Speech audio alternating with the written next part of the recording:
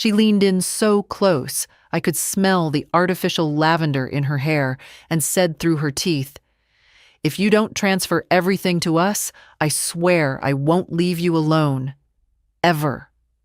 Her breath was warm, sharp with control. I just nodded. But my phone, tucked inside my coat pocket, was already recording. The reading of Harold's will had taken place in a beige conference room that smelled faintly of paper and lemon cleaner. I'd picked a quiet seat near the window, away from the large, polished table where Savannah and her husband were already seated. Her boys didn't come. Not surprising. They rarely did. "Mrs. Crawford?" The lawyer, Mr. Tilson, had looked at me gently, waiting for a signal to begin. I nodded.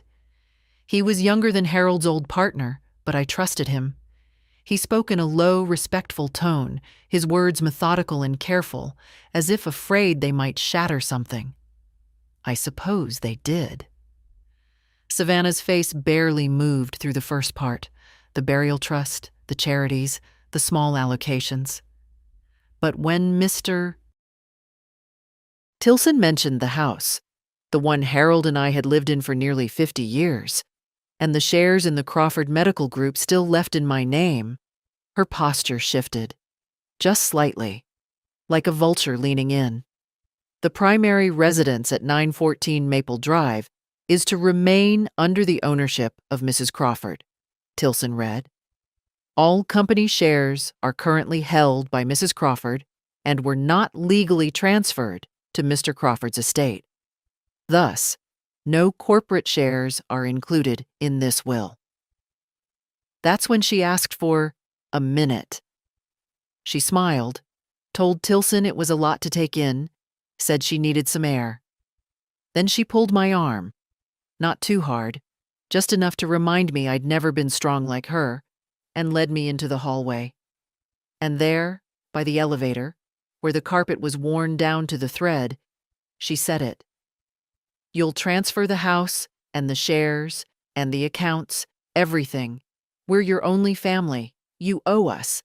And if you don't, I'll make sure you never have another peaceful night." I didn't say a word. I didn't cry either. I just stood there, coat buttoned, purse under my arm, like a school teacher waiting out a tantrum. But in my coat pocket, beneath a lace-edged handkerchief and my reading glasses, was my phone. I'd tapped record before we'd left the room. The rest of the will passed in silence. Savannah didn't speak. Her husband checked his watch several times. When it ended, Mr. Tilson asked if I needed help back to the car. I told him no, thank you. But as I reached for my coat, he touched my arm gently and said, "If you need anything, legal or otherwise, please don't hesitate." I don't think he said it to be kind. I think he saw something. Maybe it was the way Savannah looked at me, or maybe it was the way I didn't look back. Outside, the November wind curled around my ankles. I clutched my coat tighter, walked slowly to the car, and sat for a few minutes before turning the key. Her voice still echoed in my ears. Not the words, but the tone. That entitlement. That disgust. Like I was just a wall between her and her inheritance. The drive home took 15 minutes. I didn't turn on the radio. I didn't think. Just counted the red lights and kept my eyes on the road. At home, I hung my coat neatly, set my bag on the table, and made tea. Chamomile. I added a slice of lemon, even though it made my tongue itch a little. Then I sat down in Harold's chair and played the recording. "If you don't transfer everything to us, I swear I won't leave you alone." I listened to it twice, then a third time. Then I opened the old ledger drawer in the desk, the one with Harold's papers, and pulled out my legal file. It still had his handwritten notes in the margins, dates, numbers, names. I placed it beside my tea. My hands weren't shaking. That surprised me. Maybe because something inside me had shifted, or maybe because this had been coming for years. I just hadn't wanted to see it. By the time the sun dipped behind the hedge out back, I'd made 3 decisions. First, I would not give her the house, not the shares, not the accounts, not an inch. Second, I would call Tilson first thing in the morning. And third, I would keep that recording. Because for the first time in my life, I had something that made them afraid of me. The house was quiet that evening, in the way only old houses can be. Settled, breathing softly through the vents, remembering things no one else does. I moved slowly, not from hesitation, but from habit. I washed the teacup, folded the shawl I'd left on the couch, turned off the porch light. Then I sat at the kitchen table with Harold's file open in front of me and pressed play on the recording again. If you don't transfer everything to us, I swear I won't leave you alone. There it was, plain and crisp. No background noise, no doubt about the speaker. Savannah's voice, sharp as ever, curling around the words like a blade. I let it play through to the end. There was a pause after her threat, a silence where I must have just looked at her, and then a small scoff. The kind of laugh you make when you think you've already won. That, more than anything, made my chest tighten. That little sound. She wasn't even angry. She was confident. I saved the file under a new name, Crawford Witness 01. Then I emailed it to myself, to a new account I'd made an hour earlier, just in case. I wrote the password down on a slip of paper and tucked it inside a photo frame on the mantel, behind the one of me and Harold on our 30th anniversary, standing beside the old maple in the backyard. I wore a navy dress then, too. In the morning, I made oatmeal, even though I wasn't hungry. Then I dressed carefully, dark slacks, soft blouse, my wool coat, the one with the brooch Harold bought me at the county fair the year he made partner. I caught the 10:20 bus downtown. I hadn't driven in years.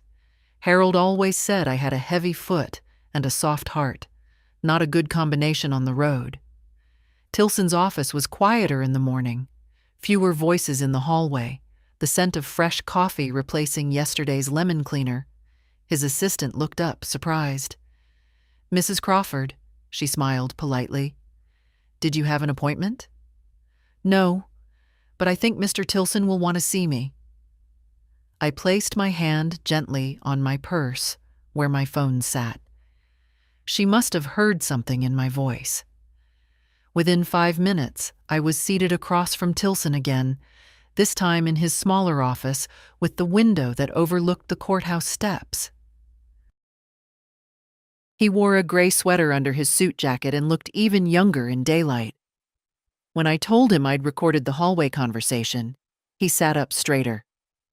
"You did?" I nodded.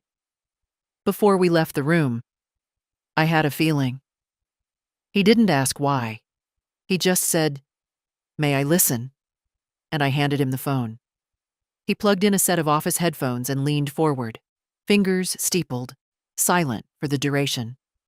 When the file ended, he took off the headphones and exhaled. "She really said that." "She did. This changes things." I nodded again. Tilson straightened the file folder in front of him. "Mrs. Crawford, if you're open to it, I'd like to bring in one of our litigation partners. Not because we're going to court just yet, but because I think we should prepare.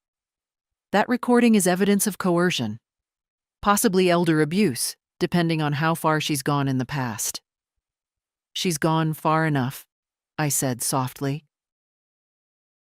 He didn't press. He didn't ask for stories. That's what I liked about him. He waited. "What I want," I said, "is to make sure she can't touch anything. Not the house, not the shares, not the bank. I want to put it all out of her reach, and I want it legal. Solid." "We can do that," he said, no hesitation. "I also want to revise my will. Immediately. We'll begin today. It took 2 hours to go over the assets. Tilson asked for account numbers, property deeds, old partnership agreements. Harold had always kept tidy records. Everything was in a folder labeled "If I Go First," which I'd never opened until the night after his funeral. Savannah didn't even ask about it. She assumed it was hers. Everything was. Before I left the office, Tilson handed me a sheet of paper with instructions: what to gather, what to sign, what to consider. At the bottom, he added in blue ink, "Don't worry, you're not alone in this." The bus ride home was slow, the kind of ride that makes you think too much. But my thoughts weren't muddy. They were clean, sharp, focused. I wasn't grieving. I wasn't angry. I was alert. At home, I sat by the window and watched the street for a while. A dog barked somewhere down the block. The mail came. I didn't get up to get it. Then my phone rang. Savannah. I let it buzz 5 times before answering. My voice was calm. "Hello?" "Mother." Her tone was flat, clipped, like she was already halfway through a meeting. "I need to speak with you about what you plan to do regarding the house. I've spoken with Jeremy, and we both think it would be best if you simply transferred the title now to avoid confusion. You don't need that kind of burden at your age." There it was again. Control, packaged in concern. "Are you home?" she asked. "No." Pause. "Well, when you get back, we should talk. It doesn't have to be hard. We're just trying to make things easier on everyone." I didn't answer. "Mother," she said again, "I heard you. And? I'll be in touch through my attorney." Another pause. Then the voice shifted, just slightly. "You talked to Tilson?" "I did." More silence. "You don't need to go that route. It makes things messy. Complicated."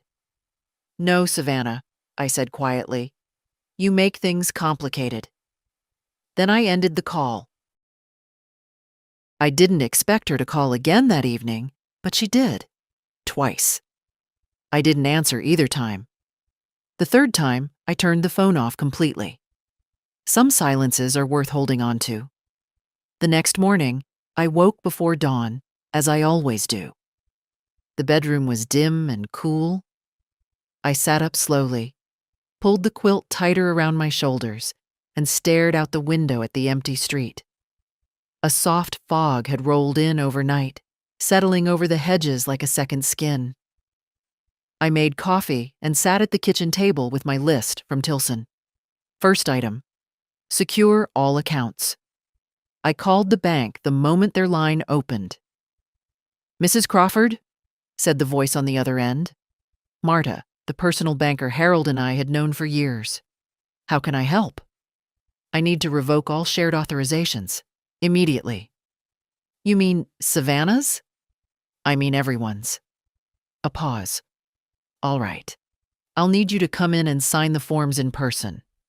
But we can freeze external access starting today."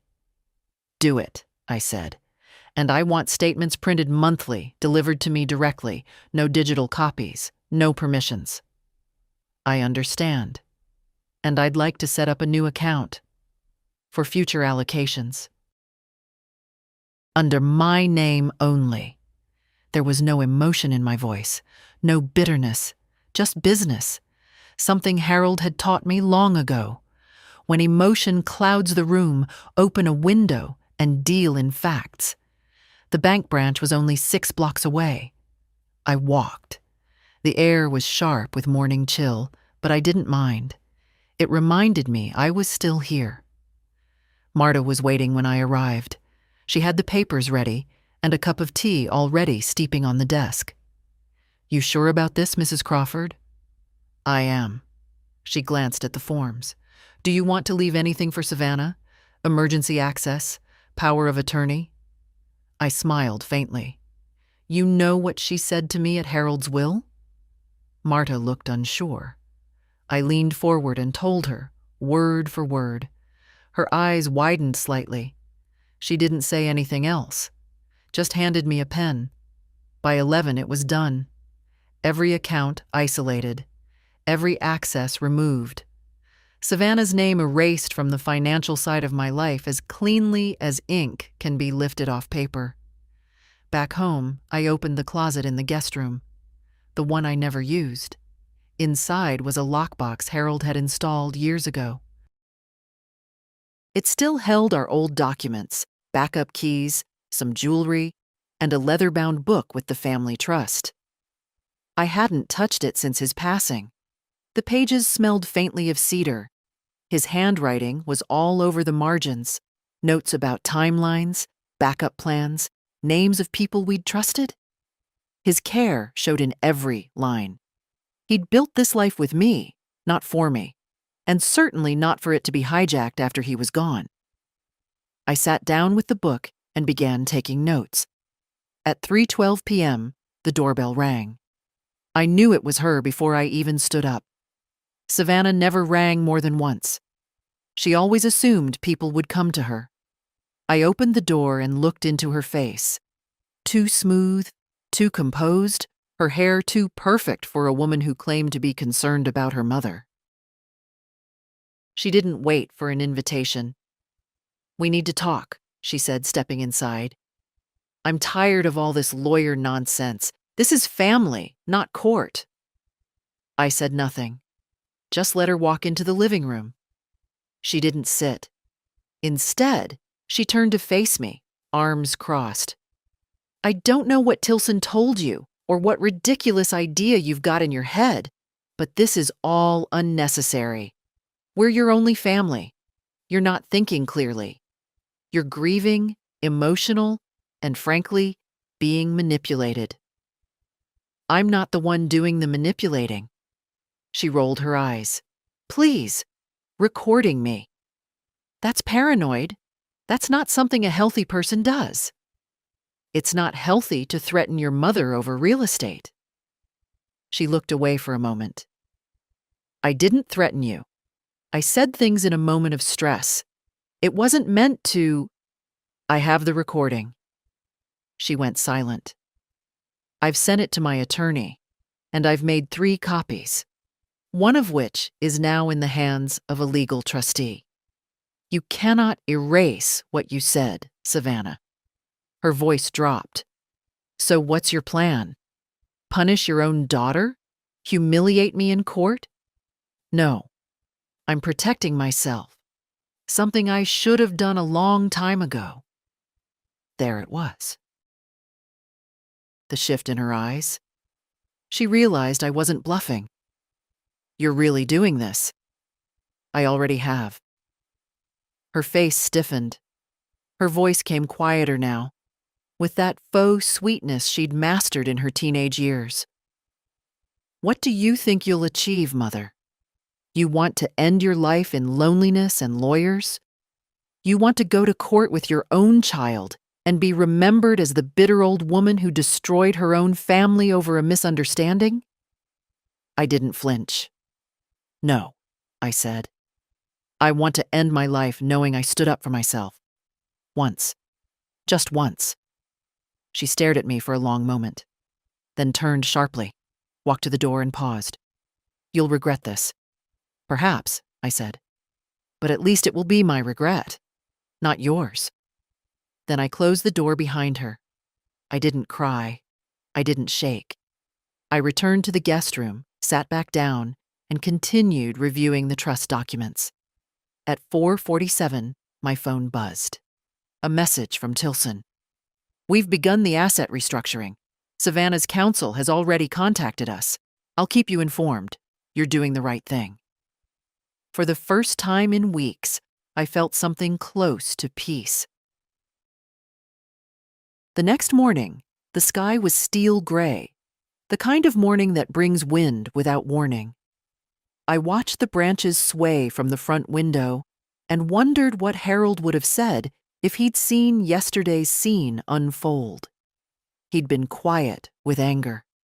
Not the kind that exploded, the kind that settled deep, like sediment, and stayed there. She forgets who she came from, he would have said, and who paid for her first car. I smiled at the thought, a sad smile. Harold had always called Savannah a windstorm in a silk scarf. Even when she was small, she had a way of turning needs into demands and expectations into obligations. But I had let it grow, allowed it, enabled it, no more. I called Tilson just after breakfast. She came to the house, I told him. I expected she might. She asked if I wanted to be remembered as the bitter old woman who destroyed her family. He was quiet a moment. And what did you say? I said I wanted to be remembered as someone who stood up for herself. Once. That's a good answer, he said. And it's already part of your record. He told me his team had responded to Savannah's lawyer, a woman named Daniela Carr, who'd sent an email late last night accusing me of financial confusion and family estrangement due to declining capacity. Savannah's trying to establish the groundwork for contesting your competence, he said. They'll likely try to delay, then argue undue influence. They're trying to paint me as senile. Yes. I nodded, though my hands clenched around the phone. Let them try. Tilson said they would be gathering supporting documents, financial records, personal statements, and, if needed, a full psychological evaluation. I agreed to everything.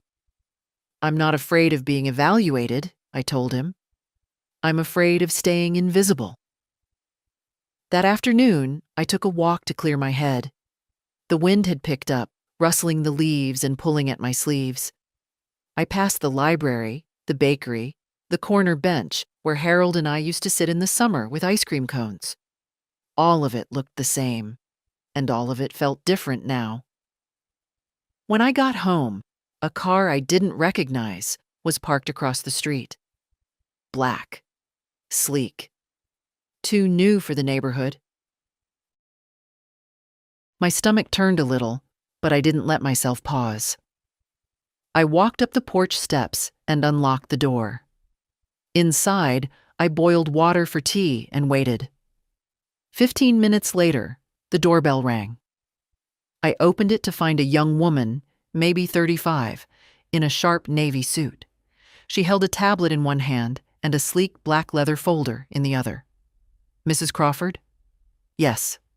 I'm Daniela Carr. I represent Savannah and Jeremy Clay.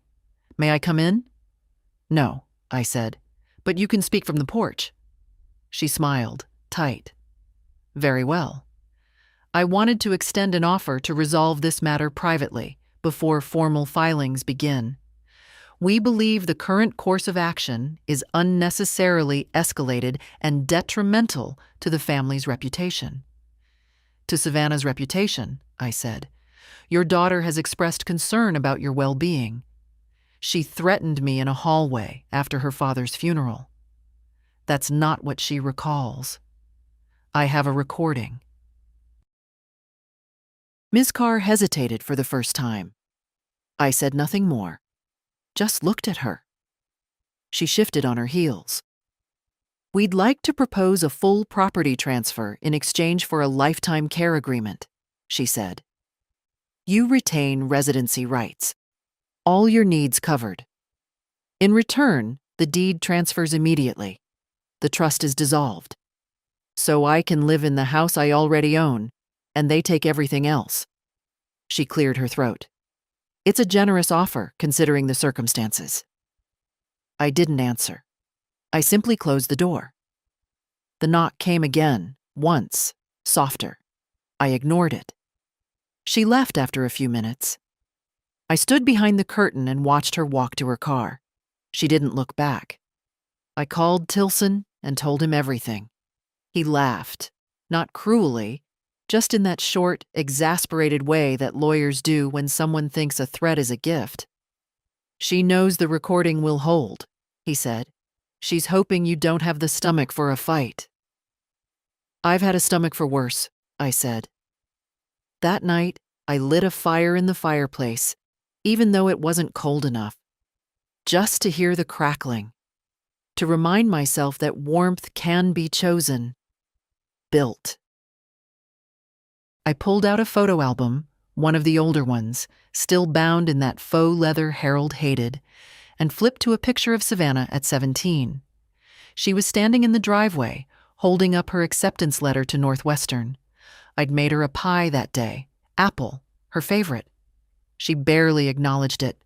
On the back of the photo, in Harold's writing, first step, let her walk it. I stared at that line for a long time. The phone rang around 10. Unknown number. I answered, a young man's voice. Hesitant. Grandma? It took me a second. Matthew? Yeah, it's me. Savannah's youngest. He never called. Not for birthdays, not for holidays, not even when Harold died. I heard what's going on, from Mom. She's kind of losing it. I didn't speak.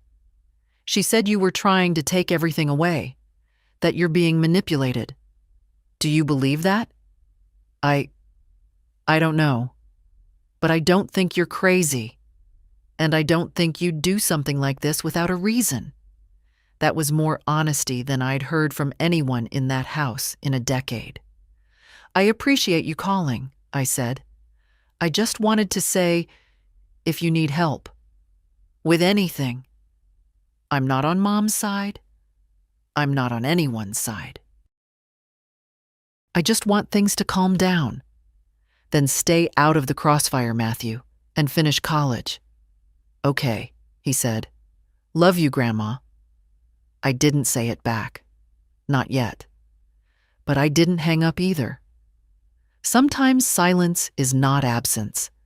Sometimes it's just waiting. The next day was reserved for paperwork. Serious paperwork. The kind Harold used to spread out across the dining room table, muttering to himself and chewing the end of a pencil. I didn't chew pencils. I just underlined with a red pen. At 9 sharp, Tilson sent a paralegal to the house, a quiet young woman named Renee, with a large folder, a laptop, and a kind face that didn't try too hard. She sat at my kitchen table without making small talk, for which I was grateful. We'll start with the house, she said, opening the file. Title's clean, full ownership under your name since 1992. We're drafting a clause to prevent any transfer or contest without your direct and notarized consent. I nodded. I'd like to add a provision. If I become medically incapacitated, the property goes into a trust, not to Savannah, to my granddaughter Claire. Claire Crawford? Yes, my son's daughter. She's the only one who visits without asking for something. Renee nodded and made a note. We'll need her full legal name and address, and your physician's name for the incapacity clause. I gave her both. Next came the shares. Harold's company had once been a small orthopedic equipment distributor. By the time he passed, Crawford Medical was handling contracts with 3 regional hospitals and 24 clinics across the state. He'd put most of it in my name during the cancer treatments, just in case, he said. Savannah had always assumed it would fall into her lap. It's a privately held S-Corp, Renee confirmed. Majority stake under your name. We recommend drafting a succession plan with full restriction on sale or transfer without board approval. And I'd like to assign my voting shares to a proxy, I said. She looked up. My accountant. Harold trusted him. So do I. His name is Mark Welby. Understood. That would protect your interest and block any hostile moves from the family. It felt strange hearing that word, hostile, in reference to my daughter. But it was accurate. That's what threats were. That's what coercion was. Even if it came from someone you once swaddled in hospital flannel. We moved on to the accounts. I had 3 main ones: personal checking, retirement savings, and the investment account Harold had opened in the late 80s, after reading a book about compound interest. That account had grown quietly, patiently. Savannah didn't even know it existed. "I want to lock that one," I said. "Make it untouchable." Renee smiled slightly. "There are legal instruments for that. We can create a living trust, irrevocable, naming Claire as the sole beneficiary. You remain trustee until incapacity or death. No one else can access it." "That's the one," I said. She printed the first draft while I made tea. My hands weren't shaking, but they were tired. Signing things, reviewing clauses, answering small but important questions. It was work, not dramatic, just long overdue. "You're very clear about what you want," Renee said gently, flipping to the next form. "Took me long enough." "No, ma'am. Most people never get there." We worked through the morning. By noon, my kitchen table looked like a war room. Legal pads, printouts, 3 pens, and a neat stack of signed documents. Renee scanned each one, cataloged them on her laptop, and made a checklist of next steps. "Your estate," she said last, "still names Savannah as executor. I want that changed. We'll prepare an amendment. Do you have someone in mind?" I thought a moment. Then, "Claire. She's young, but she listens. Then we'll make her executor, with a co-trustee until she's 30. "Make it Welby. He's got more spine than I do." Renee smiled again. She packed the documents and stood. "You've done more today than most people manage in a year." I didn't respond, just saw her out, watched her drive away, and then sat down at the table again. I stared at the now empty surface. Harold's place across from mine was still perfectly set. The placemat faded, the chair back worn smooth by decades of elbows and coffee. He'd always been the strategist, but I had been the one who stayed, who held things when they cracked. And now I was doing it again. Not for Savannah, not for legacy, for dignity. At 3:45, I got a call from Tilson. "We've received an official notice from Carr's office," he said. "They're petitioning the court for a review of your mental capacity." "As expected." "Yes. But here's what they didn't expect." I heard the smile in his voice. "We've already preemptively filed your updated estate documents and placed your assets under trust protection. The judge can't freeze assets that are legally shielded." They wanted to corner me. And they failed. There was a pause. "Would you consider a public statement?" he asked. "No press. Just something for the court file. A signed, dated note about your intentions." I thought for a moment, then stood, walked to the living room, and pulled down the photo of me and Claire from the mantel. She was 8 in that picture, holding a handful of flowers she'd picked from my yard. "I'll write something tonight," I said. "I want it to be my words, not legal words. Mine. I'll expect it tomorrow." "And Mrs. Crawford?" "Yes. I've worked with many clients, but what you're doing, it matters, even if no one else sees it yet." "I see it," I said quietly. "And that's finally enough." I heard her before I saw her. The familiar light knock, 2 quick taps and one softer, followed by the sound of the storm door creaking open. I didn't get up right away, just sat with the pen still in my hand, the page half written in front of me. "Grandma?" Her voice came gently through the hallway. "It's me," I called out. "In the kitchen, sweetheart." Claire stepped in with a small grocery bag in her arms and a wind-flushed face. Her coat was too thin for the weather, as usual, but she never seemed to notice. She had her father's jaw, but Harold's eyes. Gray, intelligent, a little too observant for her own good. "I brought milk and eggs, and that cinnamon bread you like from the Polish bakery. You spoil me, I said. Not nearly enough, she smiled, setting the bag down. We didn't hug right away. Claire had never been a big hugger, not since she was a teenager. She poured 2 cups of tea without asking, just the way I liked mine. Weak, no sugar, lemon slice on the rim. How's school? I asked. She was in her final year of nursing school, worked nights at a clinic, weekends at the student lab, and still managed to stop by at least once a week. She was always in motion, but never too rushed to sit. Tiring, fulfilling, overwhelming, same as usual. She sipped the tea, then tilted her head. You look sharper than usual. I've been busy. I heard. She said it carefully, no judgment, just space. I looked down at the page in front of me, the statement I was drafting for Tilson. Just a few paragraphs, nothing dramatic. But it mattered. Mom's spiraling, Claire said after a while. I didn't ask how she knew. Claire always knew things. She watched, she listened. Unlike her mother, who bulldozed through life assuming everyone would bend out of her way. She called me yesterday, said you'd been manipulated, that someone had gotten into your head. I raised an eyebrow. She meant me, Claire said plainly. She didn't say it, but she didn't have to. Did you answer her?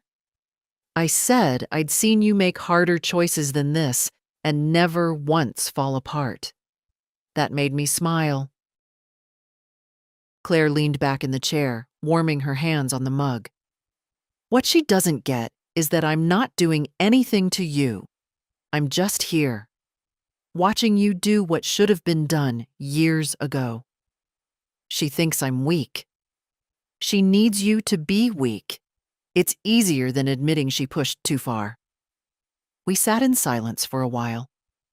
Outside, the wind knocked against the windows, but inside it was warm, still, full of the soft ticking of the old kitchen clock.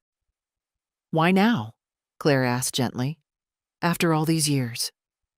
I turned the pen slowly between my fingers.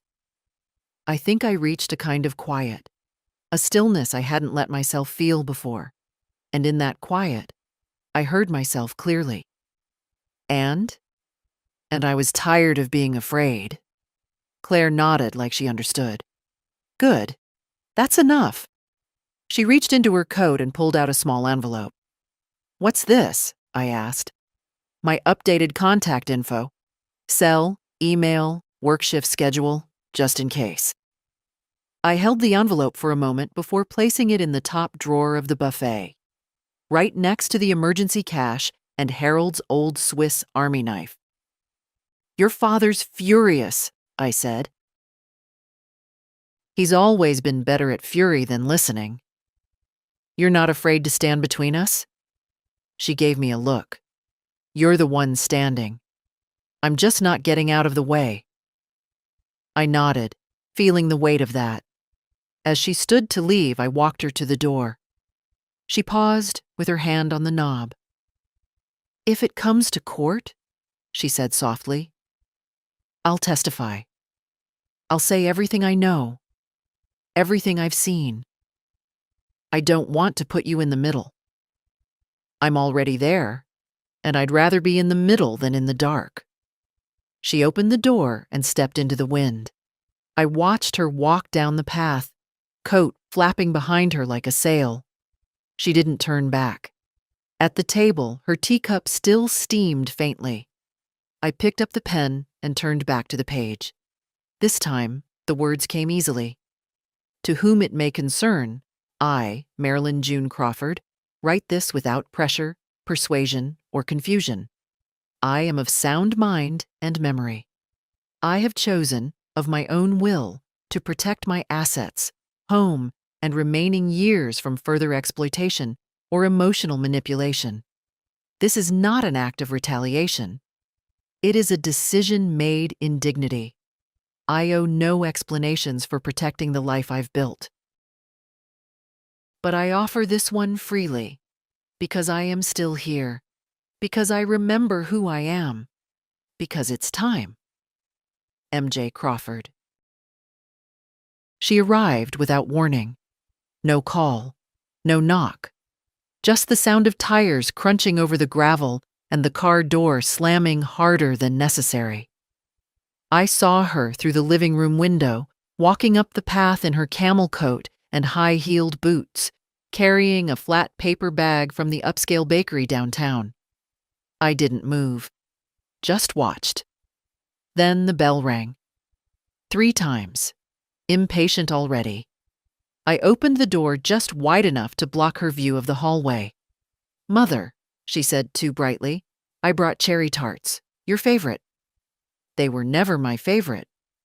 "Well, that's what you told Aunt May at your 60th. She smiled, as if we were simply reminiscing, as if nothing had happened. I was being polite. Savannah shifted, her smile thinning. "May I come in?" "I don't think that's a good idea." She held up the bag. "At least take these." I took the bag without thanks and set it on the hallway table without looking inside. She stood there, awkward now, eyes darting behind me like she expected Claire or someone from Tilson's office to appear. "I wanted to talk," she said finally, dropping the pretense. I gathered. She lowered her voice, a subtle shift. "This has gone far enough, don't you think?" "Far enough for whom?" "For all of us. This tension, this embarrassment. You've made your point." "That wasn't the point." "Fine," she said, biting off the word. "So what now? You want to cut your daughter out of your life? Your only child? You did that yourself, Savannah. One hallway conversation at a time." Her eyes darkened. "You're making a mistake. You think Claire's going to take care of you? She's a student. She's barely present. She's more present than you've ever been. I sent flowers when Dad died." "No," I said. "Jeremy sent them. The card was typed. You didn't even call." She looked away, face stiffening. "I was grieving too," she said. "Grief isn't a competition, but you used mine as a moment to claim something you hadn't earned." Savannah took a breath, tried to soften her voice again. "Look, this doesn't have to be ugly. I'm just asking you to reconsider. We can go back.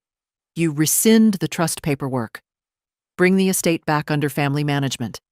I'll make sure you're looked after, comfortably. Like a patient," I said, "or an elderly tenant." She didn't deny it. "It's not about punishment," I added. "It's about memory. Mine. And the part of it that knows exactly how we got here." Savannah reached into her purse and pulled out a folded paper. "This is a proposal, an alternative. Jeremy had it drawn up. I think if you just read, 'I won't,'" I said. "You haven't even looked at it." "I don't need to. Because I know what it is. A cleaner version of the same threat you made in that hallway." She stepped back slightly, as if slapped. "You can't seriously want to fight this out in court." "I don't want to fight," I said, simply. "I just want to stop losing." She was quiet for a moment. Then, "You're not well." Ah, there it was. "You're isolating. You're letting people into your head. Lawyers, Claire, outsiders. This isn't you. It's exactly me. You just never bothered to ask who that was." Her voice dropped again. "You've always needed help, Mother. You've never been great with numbers. You forget things. You—" "Finish that sentence, and I'll call my attorney right now." She stopped. The wind picked up outside, rustling the porch leaves between us. "I'm leaving now," she said coldly. "But I'm warning you, if this goes to court, everything becomes public. Everything. You'll regret it." I nodded once. "You've said that before." She turned, her heels sharp against the wood. Halfway to the car, she paused, then turned back just slightly. "I hope you're ready for the mess you've made." "I've been cleaning up yours for 40 years," I said quietly. I think I can manage one of my own. She didn't respond. Just got into the car and drove off. The wind followed her, but it left something behind. An emptiness, yes, but a calm one. I stood there a moment longer, then closed the door, locked it, and picked up the bag of tarts from the table. I didn't even open it, just carried it straight to the bin. The cafe was half full when I arrived, a quiet hum of teaspoons and soft chatter rising against the scent of fresh muffins and burnt espresso. I didn't come here often, but today I needed something other than silence. Something other than legal language and memories in paper form. Lorraine was already there, seated near the back by the window, waving with her usual discreet urgency. Next to her sat Mabel, the former school librarian with sharp eyes, and Dot, who ran the secondhand shop by the post office. Women I'd known for decades, women who'd buried husbands and paid mortgages and raised children who didn't call anymore. They made space without ceremony as I joined them. "Coffee's terrible," Lorraine said, "but the lemon squares are decent." "Fair warning," Mabel added. "Dot's already had two." Dot shrugged. "It's my cheat day." Again. We laughed softly, the way older women do, without giggles, without guilt. Just sound passed between people who've survived more than they've ever explained. "So?" Lorraine leaned in, eyes glinting. "We've heard whispers. Your daughter's lawyer's been asking around town like she's digging for dirt. Says you've been confused lately." I stirred my tea slowly. "She says I've lost capacity." Dot snorted. "You mean like lost patience?" "I made a decision she didn't like," I said. "Now she's calling it mental decline." Mabel's voice was calm. "They always do, when they can't control us anymore. The moment you stop nodding, they start diagnosing." I nodded. "She says I've been manipulated." "Who?" Lorraine asked. "The lawyers? Your granddaughter?" I shook my head. By myself. I've finally started listening to the part of me that's been screaming in silence for years. That quieted them, in a good way. I took a sip of tea. "For decades, I excused things," I continued. "The rudeness, the coldness, the way she'd only visit when she needed something notarized or paid off. I told myself she was busy, stressed. I thought if I stayed available, she'd remember I mattered." "You're not the only one," Dot said. "My son asked for money last year to help with rent. Next thing I knew, he posted pictures from Greece." "Mine's got me paying her cat's vet insurance," Lorraine muttered. "A Persian. Fancier food than I eat." Mabel smiled grimly. "And if you say no once, they treat you like a stranger with a closed wallet." "I finally said no," I told them. "And now I'm dangerous." "Good," Lorraine said. "Be dangerous." We sat for a while like that, trading stories, not complaints, not gossip, just real things, quiet griefs that had been waiting for witnesses. No one tried to outdo anyone. No one interrupted. It was the most honest table I'd sat at in years. "Claire's still with you?" Mabel asked. I nodded. "She's steady, and she sees." "She's worth everything then," Dot said. "You plant a tree in rough soil, and sometimes it still gives fruit." When we stood to leave, Lorraine touched my wrist. "If it gets ugly, you call me," she said. "I'll testify if they come after you. I've seen Savannah in town. I know how she talks about you. And I know what she wants." "She'll deny it all," I said. "So let her," Lorraine replied. But not alone. I left the cafe lighter. Not because anything had changed, but because I wasn't the only one who had carried this kind of weight. And maybe that's how women like us survive.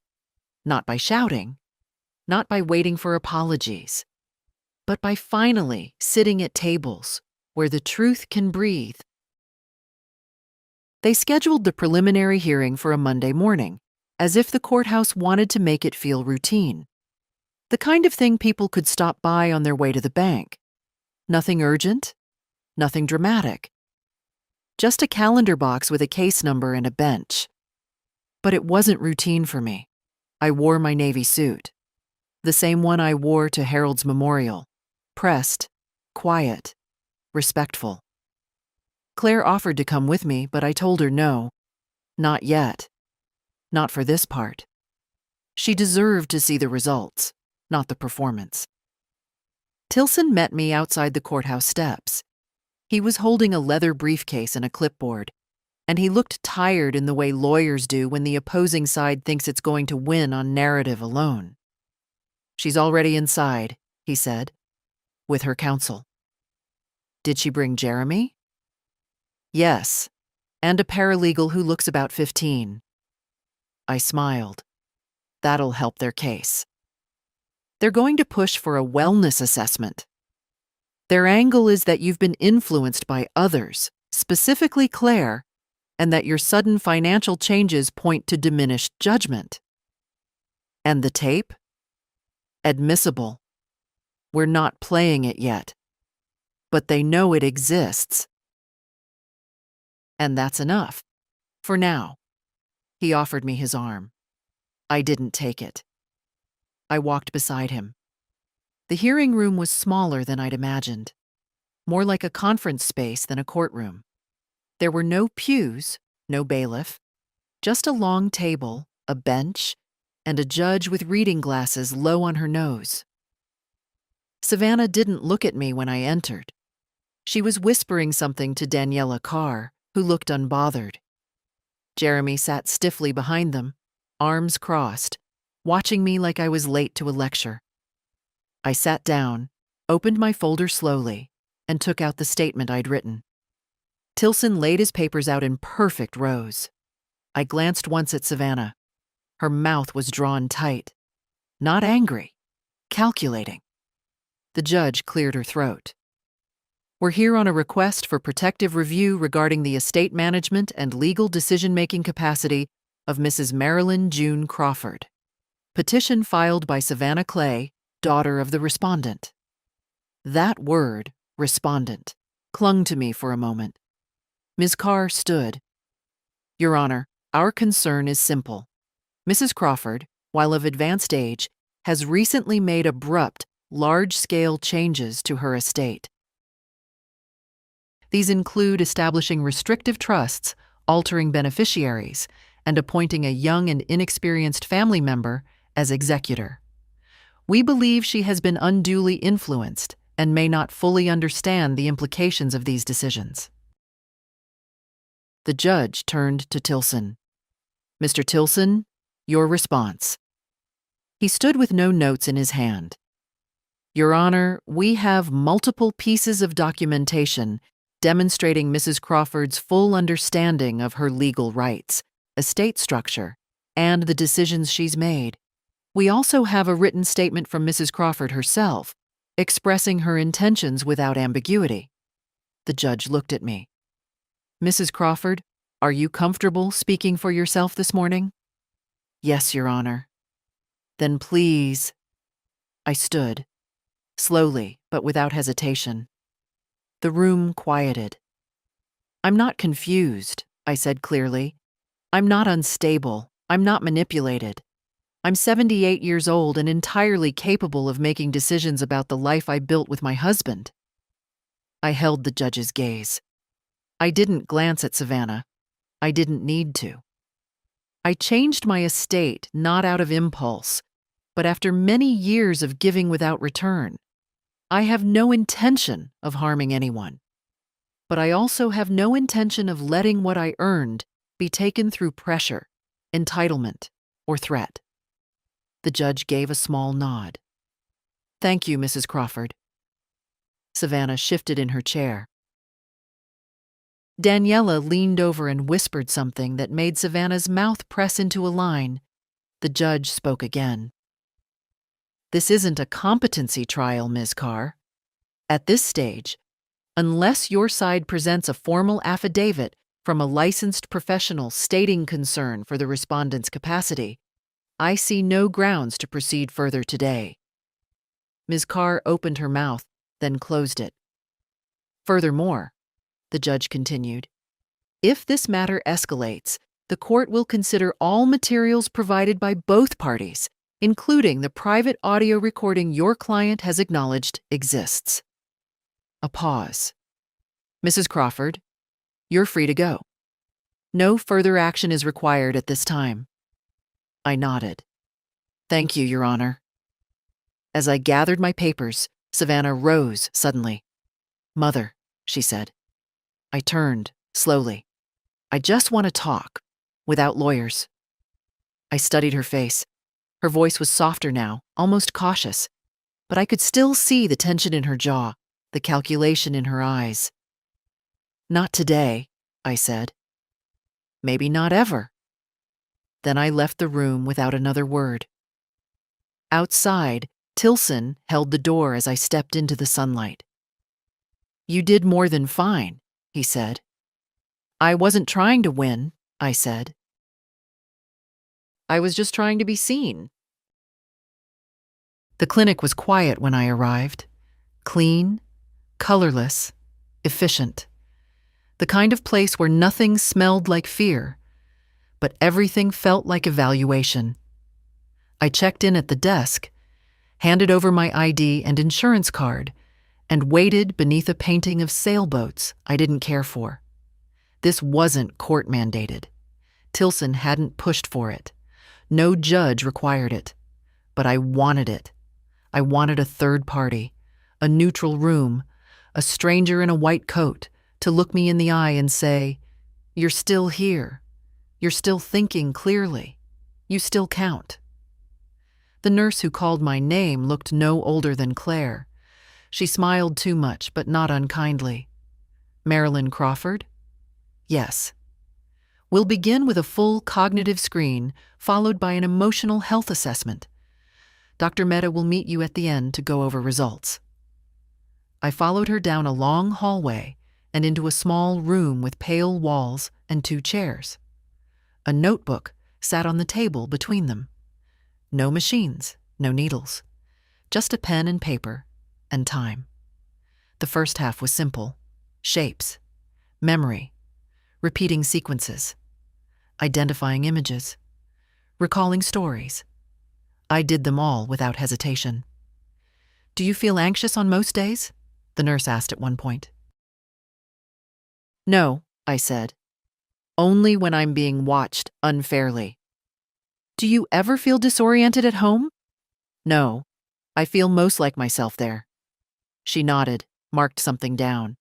Her hands moved quickly, her voice never rising. At one point, she smiled again. You're doing very well. I'm not here to pass, I said. I'm here to put it in writing. She didn't respond, just kept checking boxes. When Dr. Mehta finally entered, she was calm, older, and didn't smile at all. I liked her immediately. I've reviewed your test results, she said, and I'd like to speak briefly, not as a doctor diagnosing a problem, but as a woman recognizing another woman who's been questioned one too many times. That made me look up. She continued, There's nothing here to suggest any impairment. Your cognitive scores are well above average for your age. Your memory is sharp. Your decision-making patterns are rational and internally consistent. I nodded. Good. There is some elevated stress, understandably. Yes. May I ask what prompted this request? I could have told her everything. The will, the recording, the hallway. But instead, I said, I got tired of being told I don't know my own mind. She leaned forward, hands folded. You're not alone in that. I believed her. She handed me a copy of the report, signed, dated, stamped.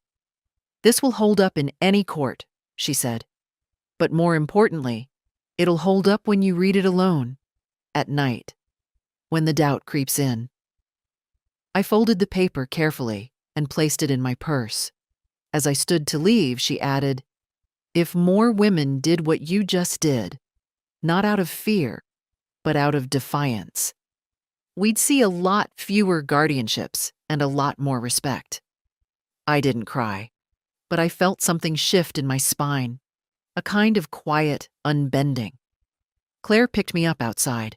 She didn't ask questions, just opened the door and said, "You okay?" "Yes." "Was it hard?" "No." It was just honest. She drove us home without music. We didn't need it. At the house, I made tea and placed the report beside the updated will and the bank documents. I didn't reread them. I didn't have to. The phone rang once that evening. Savannah. I let it ring. The second time, she left a voicemail.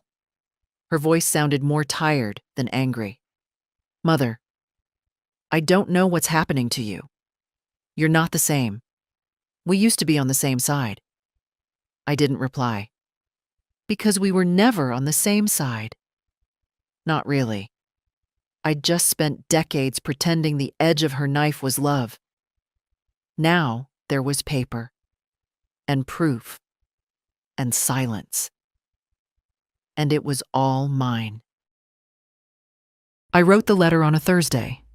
It wasn't part of any legal plan. Tilson didn't ask for it. Claire didn't suggest it.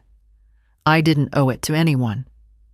But something inside me needed it written. Not for evidence, not for leverage. Just so the words would stop repeating themselves in my head at night, like an old song I didn't even like. I used the good stationery, the thick ivory paper with a faint linen grain that Harold had once bought in bulk from a closing office supply store. "Just in case we ever have something worth saying," he joked. He'd used it for exactly 2 letters. One to the VA, one to me. I sat at the kitchen table, just like I had during tax season, flu seasons, and the long months of his chemo, when we used this table for everything but eating. And then I began. "Savannah, I'm not writing this to change your mind. I know you've made it up, and I suspect nothing I say will unsettle it. That's fine. We've both made choices. This is just mine, on paper. You say I've been distant, secretive, manipulated. But Savannah, I've spent most of my life giving. Quietly, without keeping score. I gave you space when you slammed doors. I gave you silence when your words turned sharp. I gave you money when you called it help and guilt when you called it love. I gave you pieces of myself because I thought if I stayed soft enough, long enough, you'd come back to me as someone who saw me as a person, not a wall, not a purse, not a witness. But I've learned something too late. People who take without pausing will never notice what they've taken. Not until the hand goes still. This hand, Savannah, is still. You threatened me. I don't need to argue it. I recorded it. I listened to it again this morning. Not because I needed proof, but because I wanted to remember how calm I sounded. That calm wasn't fear. It was the start of freedom. I know you're angry, but I don't think you're surprised. Somewhere in you, you must have known this day would come. When the patience ran out. When the silence dried up. When the mother you counted on to never push back did. You've said I'm hurting the family, but family isn't something you inherit. It's something you maintain, and you let ours fall into disrepair long before I picked up a pen. I don't hate you. I'm not even angry now. I'm tired. And with that tiredness comes clarity. I'm not doing this out of spite. I'm doing it because I've finally stopped waiting for someone else to treat my life like it matters. I hope someday you understand that. But I won't be waiting for that either. Mother. I folded the letter once, placed it in an envelope, wrote her name on the front in cursive I hadn't used in years. No address. She would get it eventually. Tilson's office would see to that. Then I stood, walked to the fireplace and set a match to one of the drafts I'd scribbled earlier in frustration. Watched it curl and blacken in the grate. Let it go. By the time Claire stopped by that evening, the kitchen was quiet again. She saw the sealed envelope on the mantel and didn't ask. Just poured tea and said, "You look settled." "I am. I like it on you." She didn't know how much that meant. How many years I'd spent trying not to seem like a burden. How often I'd dimmed myself just to keep the room calm. Now there was a letter. A will. A wall between me and the old habit of waiting to be forgiven for existing. And in its place, finally, peace. I didn't leave the house that day. Not out of fear. Not because of lawyers or letters or threats left hanging in voicemail. Just because I didn't need to be anywhere else. That, in itself, was a kind of revelation. The morning was slow. I folded towels, opened windows, let air into rooms that had grown too used to silence. The maple tree outside the bedroom had begun to shed, golden leaves collecting at the base like loose memory. I made a note to ask Claire if she wanted to help rake this weekend. No rush. For lunch, I had soup. Just soup. No second plate, no extra portions saved in case someone stops by. No one did. And for the first time, it didn't feel like a loss. Just a fact. Afterward, I went to the bedroom closet. The top shelf still held boxes I hadn't touched since Harold's last year. I took them down one by one. Old tax folders, photo envelopes, warranties for appliances we no longer owned. I threw most of it out. But one box I kept. It was labeled in Harold's hand. Letters, not business. Inside were cards from our early days, scribbled notes from road trips, a single birthday card he'd drawn himself during a year we couldn't afford much else. And a small sheet of paper, folded 4 times, yellowed around the edges. His handwriting was clear. If you're reading this without me, I hope you remember 2 things. You were never just the quiet one. You were the engine. And whatever they try to take from you, don't give them your name. I hadn't seen that note in 15 years. I sat on the edge of the bed with it in my lap and let the words settle. Not stir me. Not undo me. Just settle. He knew. Even then. He knew who I was and what I might forget to protect. I didn't cry. There was no need. Instead, I folded it back carefully and placed it in the drawer beside the medical report. Not to file it away, to keep it close. The doorbell didn't ring that day. The phone didn't buzz. No letters came demanding apologies. No new threats from Savannah's counsel. Maybe they were regrouping. Maybe they were waiting. But I wasn't. I baked in the afternoon, something simple, something mine. The kitchen smelled like apples and cinnamon, and I opened the back door to let it drift out into the yard. Across the fence, a neighbor waved. I waved back. At 4, I sat in the armchair Harold used to claim as his, the one near the fireplace with the flattened armrest and the lamp that only works if you jiggle the cord. I pulled a book from the shelf, not a legal brief, not a how-to, not a pamphlet on estate rights, just a novel. A story with no paperwork attached. For the first time in weeks, I read 10 pages without rereading a line. At sunset, I took the last slice of pie out to the porch and watched the light shift. The maple was almost bare now, its branches like bones, its trunk steady. It didn't look sad. It looked unburdened. I sat there until the sky went quiet, until the streetlights flickered on, until the pie was gone and the plate was cold in my hand. Then I stood, went inside, and turned off every light in the house by choice. Not to hide. To rest. I started writing the letter to Claire just after sunrise. I couldn't sleep. Not out of dread. Not even nerves.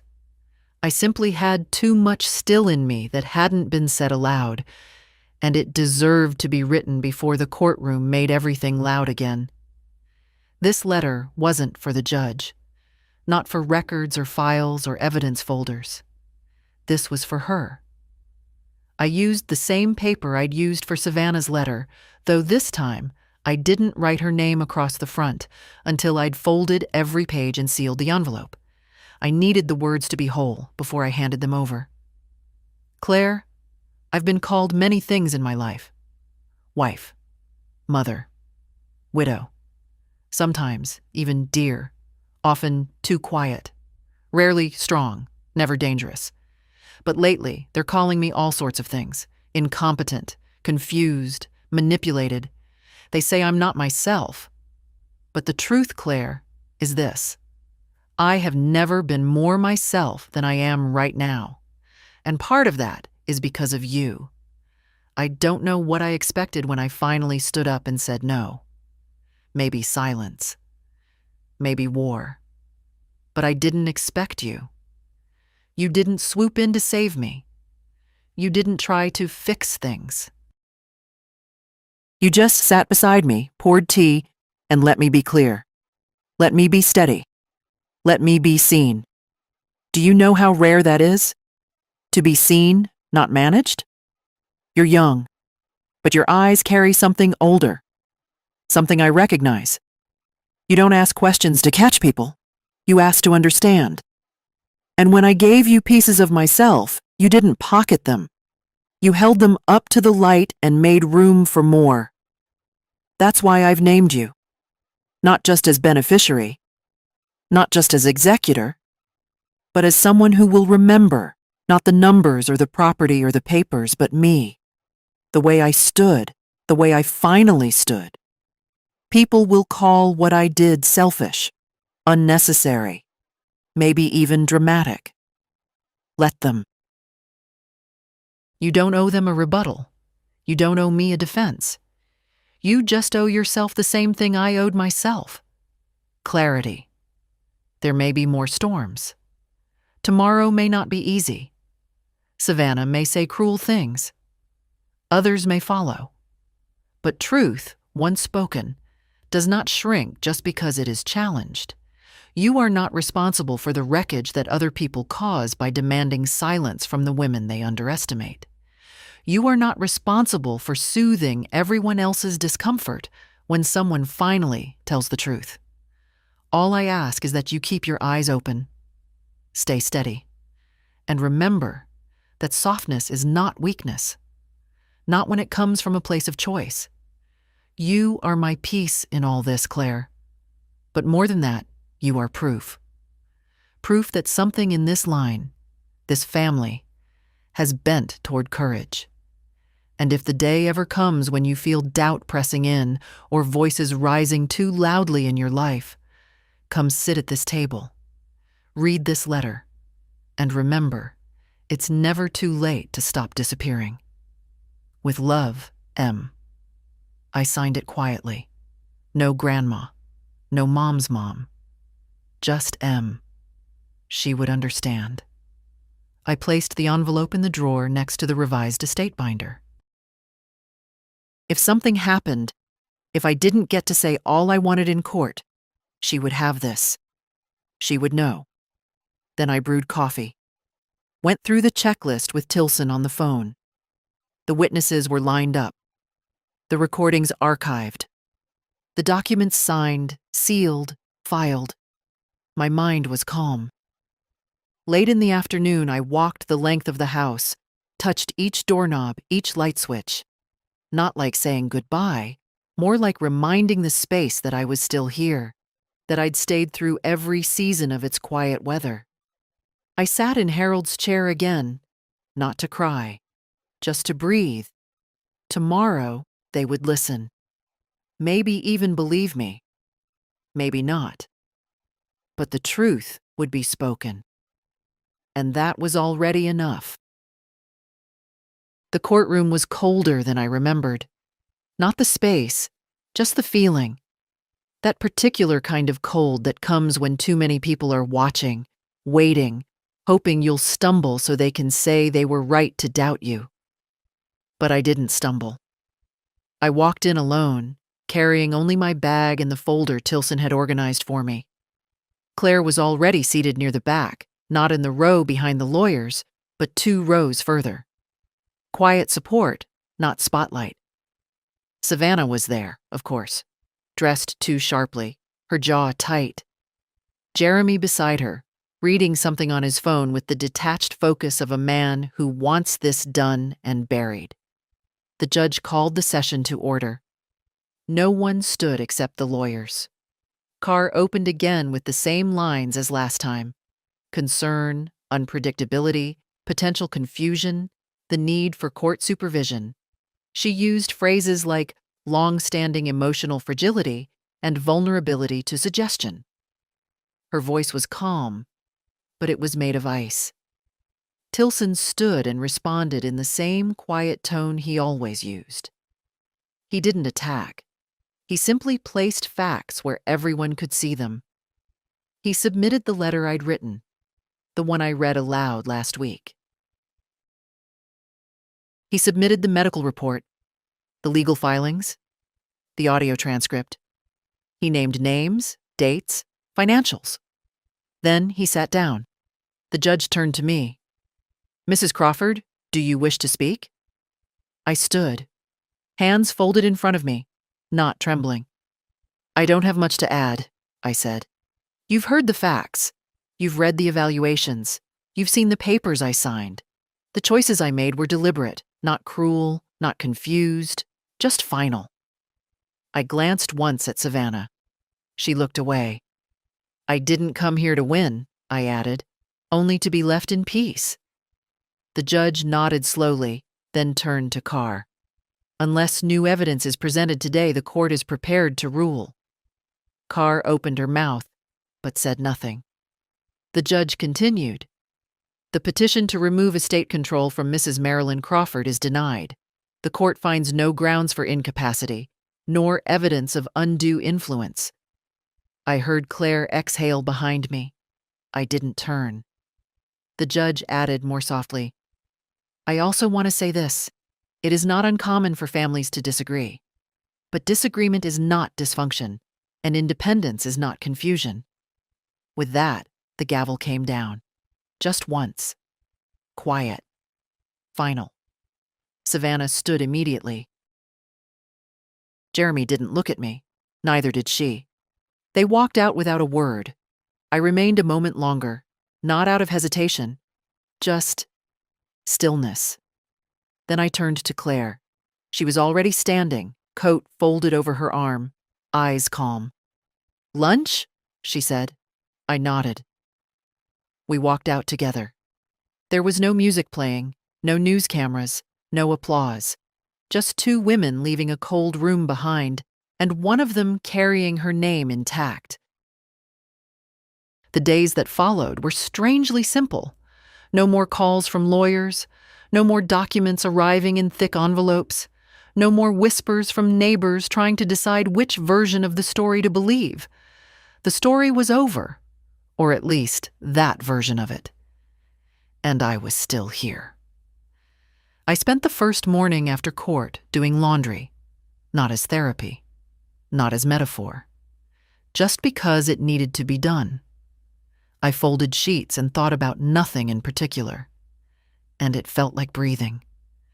Claire stopped by that afternoon.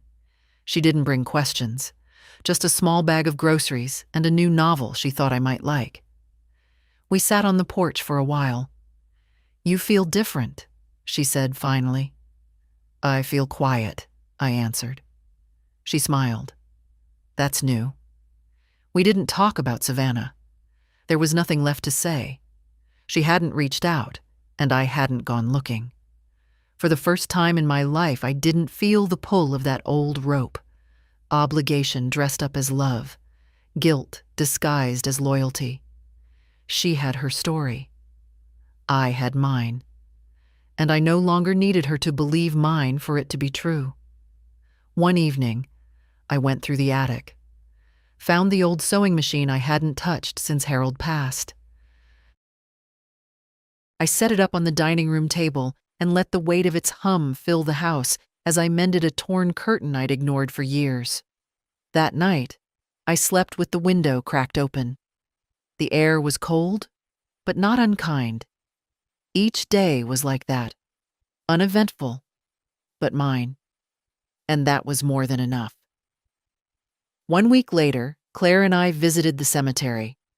We brought Harold's favorite pipe tobacco and left it tucked behind the stone. She laughed when I told her it was his way of getting rid of visitors who lingered too long. He'd light up, even when he wasn't smoking, just to make them go. He was subtle like that, I said. You are too, she replied, but not quiet anymore.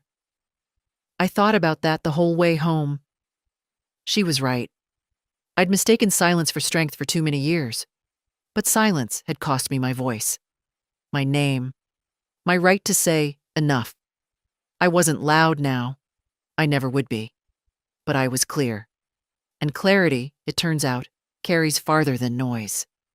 One night, long after she'd gone, I took out a clean page of that good paper and wrote a single sentence across the top.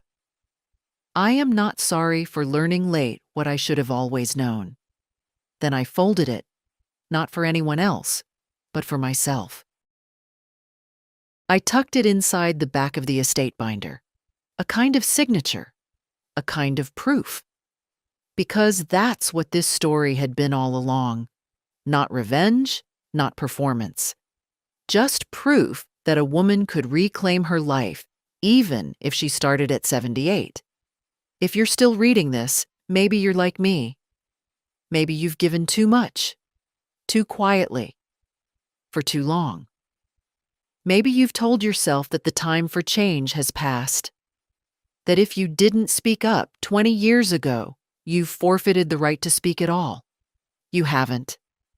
It is never too late to tell the truth, especially to yourself.